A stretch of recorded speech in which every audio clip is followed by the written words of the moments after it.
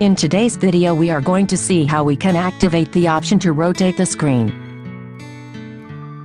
This will make our screen rotate to adapt to how we are seeing it. For this we will go to the control center, sliding the screen from the bottom to the top. There we will see a padlock with a circle around it. When the background is white is blocked, the screen will not rotate. When deactivated, the background turns black.